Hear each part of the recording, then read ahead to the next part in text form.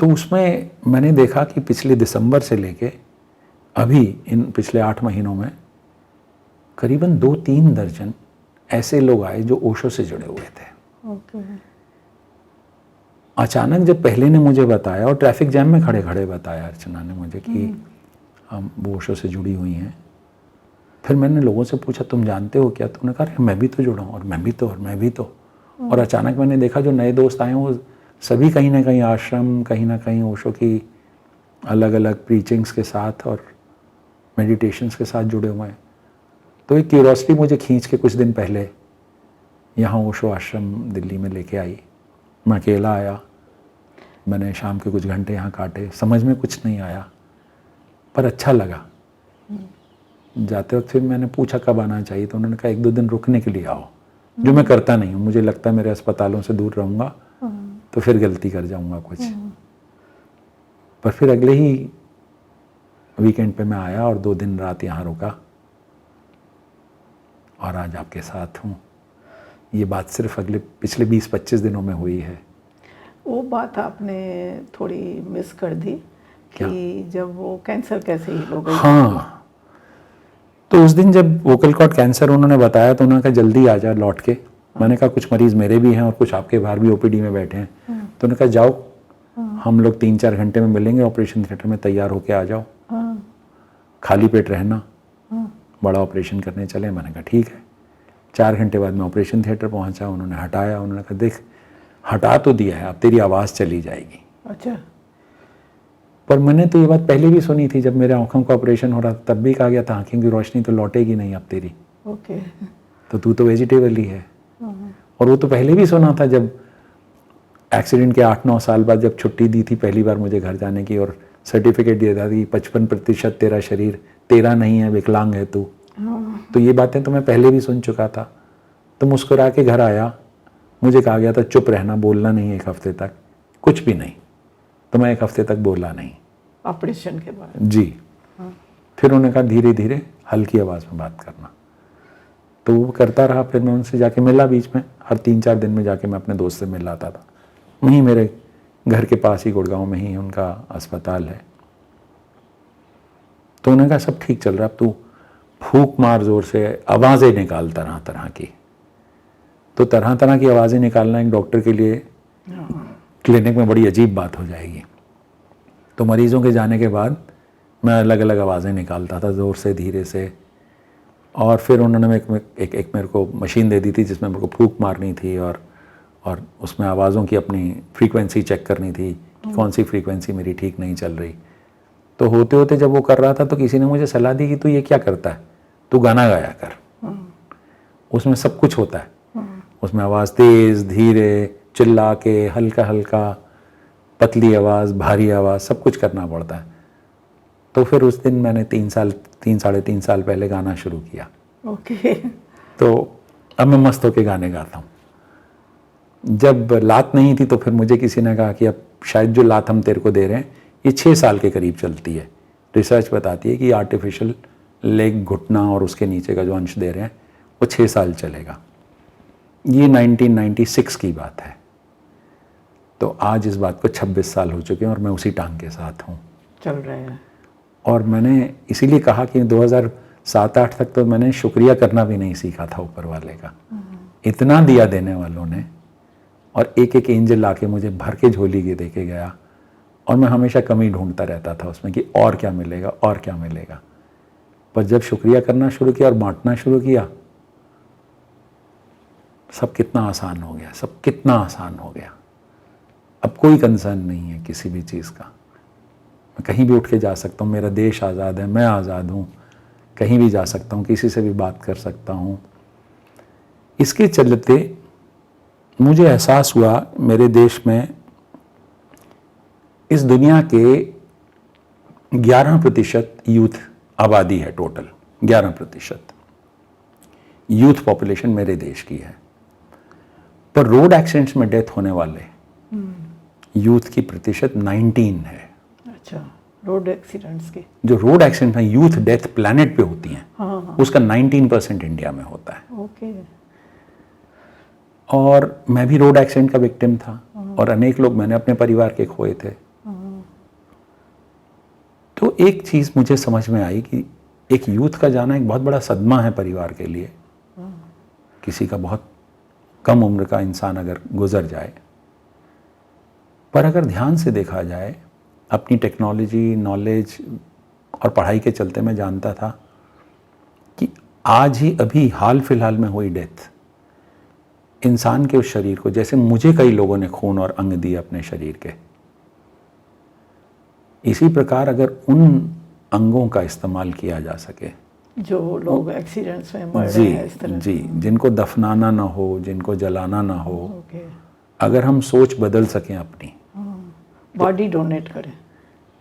तो जैसे ही ये हादसा हो, अगर उस वक्त हम कोई ऐसा स्ट्रक्चर बना दें इस देश के लिए कि स्वेच्छा से लोग अपने उस परिवार के सदस्य को चाहें अगर कि उसकी आंखें कल भी देख रही हों, कि उसका दिल कल भी धड़क रहा हो, उसके लंग्स कल भी सांस ले रहे हों, उसकी किडनीज कल भी खून साफ कर रही हों, उसकी चमड़ी कल भी कुछ छू रही हो, उसका पैनक्रियास कल भी इंसुलिन बना रहा हो, उसके फेफड़े सांस ले रहे हों, तो ये तो संभव है अब टेक्नोलॉजी से। एक मृत यूथ जो फिट था, पर कुछ क्षणों में ही एक रोड एक्सीडेंट में मारा गया, 60 परिवारों को बचा सकता है एक आदमी, एक डेड बॉडी, 60 परिवारों को, उसके अलग अलग अंगों को 60 परिवारों में बांटा जा सकता है। और मेरा ये वो देश है जहाँ पे हर काम की शुरुआत से पहले हम एक हिंदुओं में एक भगवान की पूजा करते हैं जिसका नाम गणेश है, जो गणेश खुद एक ट्रांसप्लांट का गॉड है। उसकी पूजा तब शुरू हुई जब ट्रांसप्लांट हुआ, उससे पहले तो उसने अपने पिता को भी इरिटेट कर दिया था, तभी तो गर्दन कट गई थी। तो मुझे लगा कि इस देश में तो ट्रांसप्लांट का रूट बहुत पुराना है, तो क्या इसका श्री गणेश हम अब कर दें? क्या इस पे मैं खुल के टेक्नोलॉजी के बारे में जानता था, पर मैं बोलता नहीं था इसके बारे में 3 साल पहले।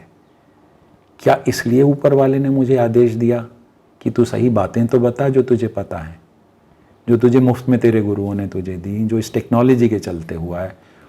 आज इंडिया में 3G, 4G और 5G नेटवर्क भी फ्री मिलता है सबको, सेल फोन के कनेक्शन के साथ। उसमें हम वीडियो स्ट्रीमिंग और न जाने क्या क्या कर सकते हैं। ये कहीं और प्लैनेट में नहीं है। मैंने जैसे बताया, सबसे ज़्यादा यूथ की डेथ मेरे देश में होती है। मुझे ये मालूम है कि सारी दुनिया के सबसे ज़्यादा विकलांग मेरे देश में रहते हैं। मुझे ये भी पता है कि सबसे बेहतरीन डॉक्टर भी मेरे देश के बनते हैं, जो कि जाके दुनिया भर में, और मेरे मित्र काफ़ी सारे हैं पूरे देश दुनिया भर में फैले हुए, जो America, England, Australia, Canada, Japan and entire Europe, मेरे बैचमेट्स बहुत सारे हैं जो इस वक्त they are heading various institutions, medical institutions, बहुत अच्छा कर रहे हैं वो सब। तो उन सबसे मैंने बातचीत करी कि अगर हम इस टेक्नोलॉजी को अपने देश के लिए इस्तेमाल करें, वहाँ पे प्रॉब्लम है कि वहाँ छोटे छोटे दूर दूर फैले हुए देश हैं। मेरा दिल्ली, बॉम्बे, बैंगलोर, कलकत्ता, मद्रास, घनी आबादी वाले छोटे छोटे अपने आप में पूरी कंट्रीज हैं। 1-1 करोड़, 1.25 करोड़ इन एक गुच्छे का पॉपुलेशन है, और यहाँ सारे मेडिकल फैसिलिटीज़ हैं। अगर केवल हम इन्हीं एरियाज़ में 7-8 आइडेंटिफाई कर लें ऐसे एरियाज़ इंडिया के, और एक एक करके इनको हम डेवलप करें इस लेवल तक कि टेक्नोलॉजी के चलते उन डेड बॉडीज़ के बारे में पहले तो हम बात करें, समाज में एक सोशल मूवमेंट शुरू हो, और फिर उसका इस्तेमाल ये हो कि as a respect to the departed उसके शरीर के अंगों को रिस्पेक्टफुली अलग अलग लोगों में बांटा जाए। उन अंगों की वो इज्जत, वो रिस्पेक्ट मिलेगी उन परिवारों में जहां पे वो भगवान की तरह दिए हुए माने जाएंगे। एक अपनी आखिरी सांस में भी अगर ये विश हो किसी की, तो भगवान के लेवल तक उठ के जा सकता है इतने परिवारों के लिए। इससे वंचित नहीं रख सकते हम अपने रेजिडेंट्स को कंट्री के। ये बात करना हमारे लिए ज़रूरी है कि ये टेक्नोलॉजी आज है पॉसिबल, और ये इंडिया के लिए ही पॉसिबल है अभी तक। मैं आपको कुछ वीडियो दूंगा जिसमें आप देख सकेंगे कि इंडिया किस लेवल तक अब फिलहाल ऑर्गन ट्रांसप्लांट तक पहुंच चुका है। और हम गर्व से कह सकता हूं किसी भी वेस्टर्न कंट्री से ज़्यादा बेहतर रिजल्ट्स ला रहे हैं इस वक्त। इसके बारे में मुझे करीबन 12 साल पहले पता चला, एक्सीडेंटली, जब मैं एक इंसान से मिला जिसके हाथ नहीं थे, और मुझे एहसास हुआ मेरी लात भी नहीं थी, कभी एक चेहरा भी नहीं था मेरा, और कभी कंधा नहीं था और रिब्स नहीं थी, पर वो सब आज हैं। किसी और की हैं या मेटल की बनी हैं या प्लास्टिक या अलॉय या किसी चीज़ की पॉलीमर वगैरह की बनी है, पर हमारे देश में जलाना दफनाना अगर बंद कर दें तो इंसान इंसान के काम आ सकता है। एक बात आपने बताई कि शाम को आपके घर में बहुत लोग आते हैं जी, वो जिक्र करिए फिर से। तो माँ ऐसा है, मैं 7 दिन मरीज देखता हूँ। हाँ। मेरा क्लिनिक 365 दिन चलता है। अच्छा। मैं हर रोज सुबह जाके बैठ जाता हूँ और मुझे हमेशा लगता है कि जो मेरे घर आया है वो उसका भेजा हुआ एक एंजल है। ओके। और मुझे एक मौका दिया जा रहा है कि मैं अपनी बेस्ट सेवा उसको दे सकूं और ये कभी भूल ना जाऊं। तो जब भी कोई आता है तो मैं उसकी पूरी सेवा करता हूं, जो इंसान की तरह, डॉक्टर की तरह, एक मित्र की तरह, एक बेटे की तरह, एक पिता की तरह, क्योंकि अलग अलग एज ग्रुप के अलग अलग लोग आते हैं। मेरे दिल से पहले मैं साफ कर लेता हूं कि ये मेरी बेटी आ गई, अब ये मेरी बहन आ गई, ये मेरे पिताजी आ गए, कैसे उनके साथ रहूंगा मैं बिल्कुल वैसा बिहेव करता हूं उनके साथ। वो आते कैसे हैं उनको? वो बाहर रिसेप्शन पे जाते हैं, अपने कागज दिखाते हैं, मेरा स्टाफ उनसे पैसे लेता है, टेस्ट वेस्ट का करता है, फिर कहता है जाओ अंदर जाओ टेस्ट करा लो। ओके। तो कुछ एक मेरे पास तक आते हैं, बाकी ब्लड टेस्ट करा के बाहर से, कोई ईसीजी करा के कहीं से, कोई एक्सरे करा के कहीं से चले जाता है, और कुछ एक मेरे तक आ जाते हैं। ओके, उनसे हाँ, मेरा क्लिनिक मेरे घर का हिस्सा है। Okay okay. हाँ, मेरा क्लिनिक और मेरे घर के बीच में सिर्फ एक लकड़ी का 1 इंच का दरवाजा है। ओके। तो मैं खोल के अपने क्लिनिक में आ जाता हूँ हर रोज। वहां बैठ के इंतजार करता हूँ इन भगवानों के आने का। फिर ये भगवान आते हैं, फिर मैं इनकी प्रॉब्लम सुनता हूँ, फिर इनके लिए जो कर सकता हूँ कह सकता हूँ, अपने दोस्तों को फ़ोन करता हूँ, उनके टेस्ट करता हूँ, उनकी रिपोर्ट्स पढ़ता हूँ। मैं अल्ट्रासाउंड करता हूँ, खास इसीलिए जाना जाता हूँ मैं गुड़गांव में। और अल्ट्रासाउंड की कई आगे भी चीज़ें होती हैं, जैसे डॉपलर स्टडी और 3D और काफ़ी कुछ, वो सब मैं करता हूँ। और करने के और एक्सरे वगैरह, तो उसके बारे में भी मैं बताता हूँ। सारे टेस्ट जब वो फाइलें लेके आते हैं मोटी मोटी, मैं पढ़ लेता हूँ सारी, उनको बताता हूँ उनके बारे में, आगे क्या करना चाहिए वो बताता हूँ, उनके डॉक्टरों को फ़ोन करके बताता हूँ। कुछ एक के रिश्तेदार बाहर रहते हैं, साथ नहीं आए, कुछ आए हैं साथ, उन सब से बात करता हूँ कि क्या करना चाहिए। और जाते वक्त अक्सर कोशिश करता हूँ कि अगर उसके लिए संभव हो तो अगले 2 या 3 दिनों के अंदर मैं अपने शाम को जब घर में लोगों को बुलाऊंगा तो मैं उनको उनके परिवार के साथ कहता हूँ वापस आना शाम को। ओके। तो ये सभी लोग पहले दिन मेरे मरीज की तरह आए थे। उसके बाद ये मित्र बन जाते हैं, ये परिवार बन जाते हैं। फिर तो वो जो अभाव कभी परिवार का 2093 में हुआ था, वो आज भरपाई हो गई है। आज लाखों परिवार के सदस्य हैं मेरे, बहुत प्यार मिलता है, बहुत सारी माँ हैं मेरी, बहुत सारी बहनें हैं, बहुत सारे मित्र हैं, बहुत सारे भाई बच्चे, बहुत कुछ है मेरे पास आज। तो ये मैं अपने लिए करता हूँ, इसमें उनके लिए नहीं है, ये मेरा अपना सोच है कि मैं जो कर सकूँ करूँ उनके लिए, और जब तक कर सकूँ करूँ। मेरा फ़ोन कभी 24 घंटे में ऑफ नहीं होता, मेरे लिए कोई संडे नहीं होता, मैं हमेशा फ़ोन सुनता हूँ, हमेशा जो बता सकता हूँ करता हूँ। और जितने डॉक्टरों के बारे में जानता हूँ उनको भी इन्वाइट करता हूँ कि आप इनकी मदद करो, इसको जल्दी अपॉइंटमेंट दो, इसका एडमिशन कर दो, इसको ब्लड चाहिए, उसको मदद चाहिए, वो सब मैं करता रहता हूँ। मुझे इसी में मज़ा आता है। तो ये पार्टियाँ छुपी हुई हैं, पीछे मैं यही कर रहा होता हूँ, और वो मैं अपने लिए कर रहा होता हूँ। और आमंत्रण दूंगा सभी को इस आश्रम के, आपको ज़रूर, कि आप एक दिन मेरे इस घर आएँ और देखिए ये कैसे करता हूँ मैं, और आशीर्वाद देके जाएँ, उस घर को भी मंदिर बनाएं। मंदिर तो हो ही गया नहीं, पर इतनी शुद्ध भाव है तो नहीं, पर अभी माँ काम बहुत बाकी है। मुझे लगता है अब मैं 59 वर्ष का हो गया हूँ, 59, एंड लगता है अभी भी मैं 55% परमानेंट विकलांग हूँ। टाइम शायद कम ही हो, तो जिस माध्यम से भी ये बात करी जा सके, क्योंकि मेरा ये देश सबसे गौरवशाली रहा था। जब से धरती बनी है, मानवता आई है, ज़्यादा वर्षों तक भारतवर्ष सभ्यता में सबसे आगे था। इसके बराबरी आज तक कोई इतने हजारों सालों तक हम लीडर रहे हैं सभ्यता के, स्पिरिचुअलिटी के, रिलीजन के। ऐसा कोई रिलीजियस लीडर नहीं है, चाहे मोहम्मद हों, चाहे क्राइस्ट हों, चाहे हमारे सारे भगवान, वो इस धरती को छू के गए हैं। सब उस वक्त के भारतवर्ष को सब छू के गए हैं। ये विशेष धरती है। आज हम कगार पे हैं कि शायद अगर अपनी कोई थोड़ी बहुत और भूल चूक कर दें तो शायद इस धरती को हम खत्म कर देंगे अब इंसानों के लिए। हाँ, शायद बाकी प्राणी रह जाएंगे, पर इंसानों के लिए हम खत्म करने चले बड़ी जल्दी इसको। शायद ये आखिरी मौका होगा कि हम सब मिल के अगर वाकई सचमुच इंसानियत को समझ सके, भाईचारे को, एक हो जाने को समझ सकते हैं, मानवता, मनुष्यता का सही मतलब समझ सके। मेरी समझ में ह्यूमैनिटी, मानवता दो ही तरह से हो सकती है।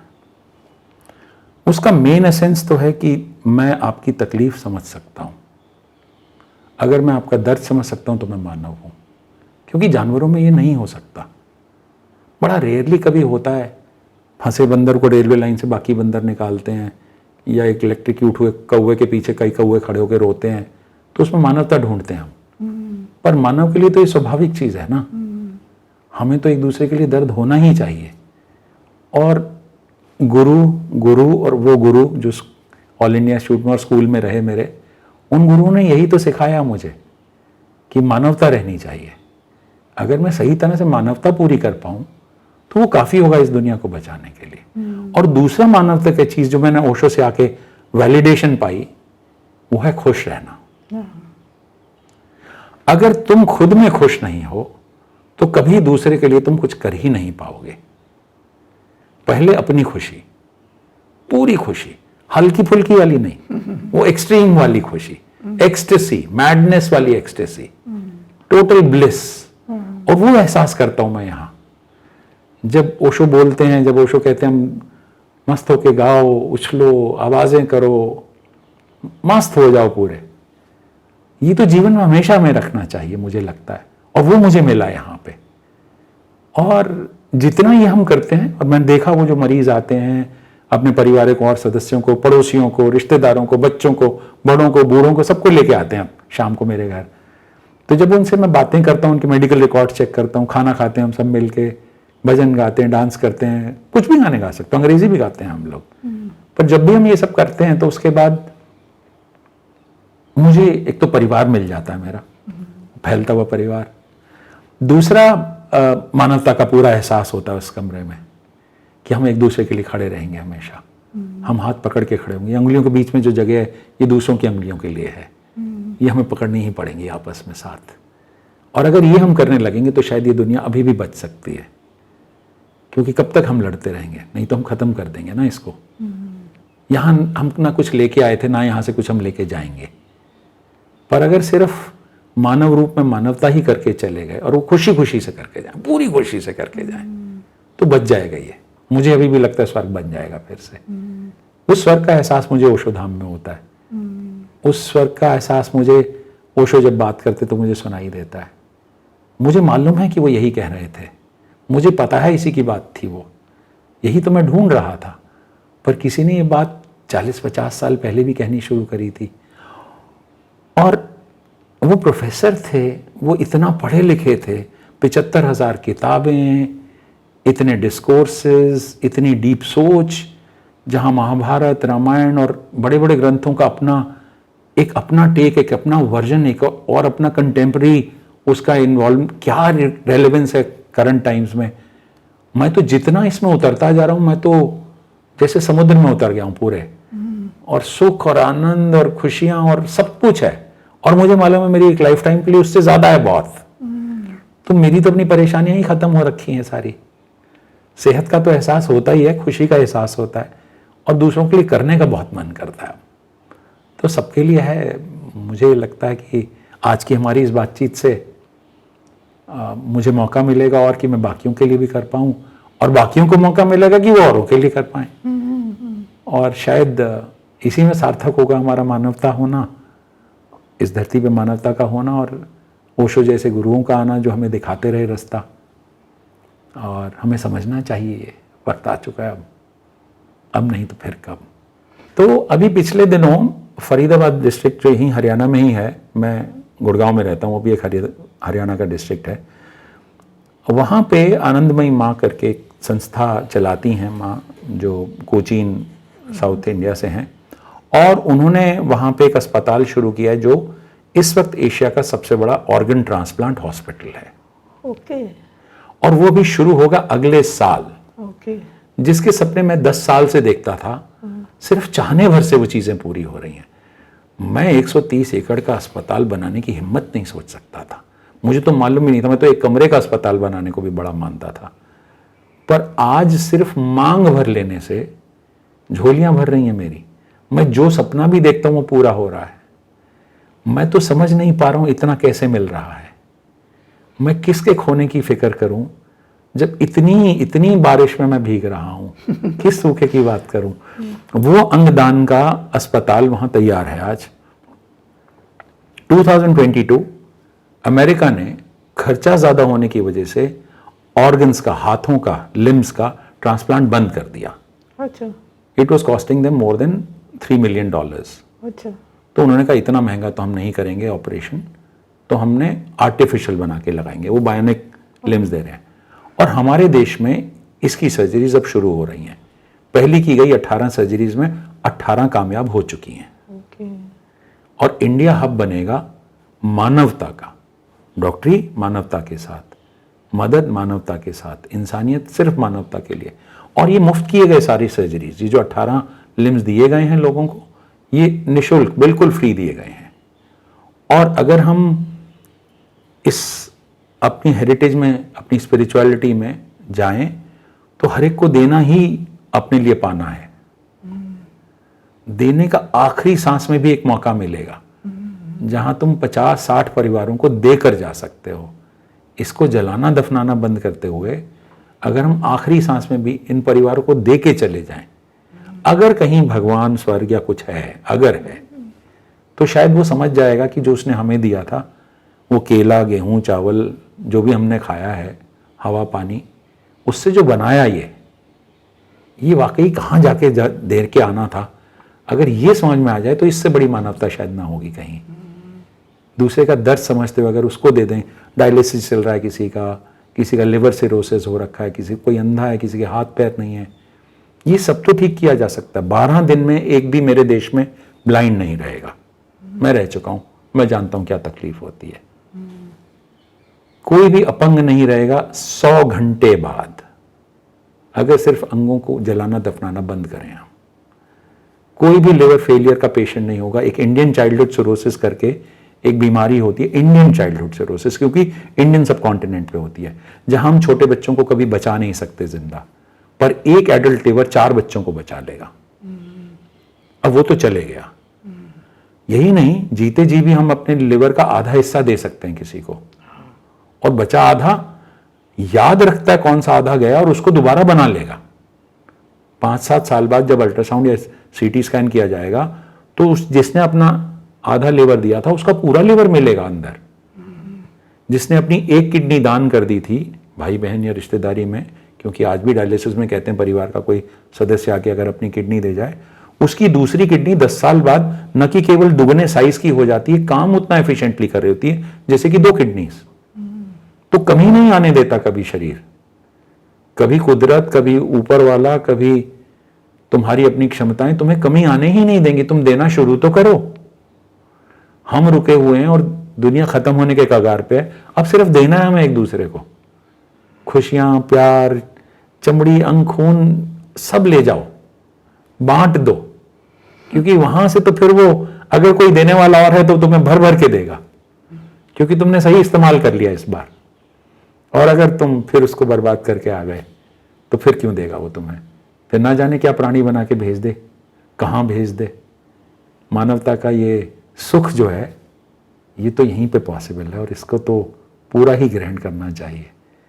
और इतने बड़े इस संस्था से, ओशो के माध्यम से, आपके माध्यम से, इस आश्रम के माध्यम से अगर ये बात फैल सके तो इससे बेहतर तो कोई जगह नहीं होगी। तो माँ बस यही आशीर्वाद चाहता हूँ। जी माँ, आपका now आशीर्वाद। and here, now ji, and here. he is right here, right now. And I need your blessings, I need his blessings. And we all need all this to happen. Thank you so much, माँ। हाँ, पर बहुत blessings है, बहुत blessings। जी माँ, thank you so much, माँ। Thank you you, for telling Thank you, us ma'am. your Thank you, whole ma'am. experience. Thank you, ma'am. Thank you. And it will reach to thousands of people. Thank you, ma'am. And I'm sure it will inspire many people.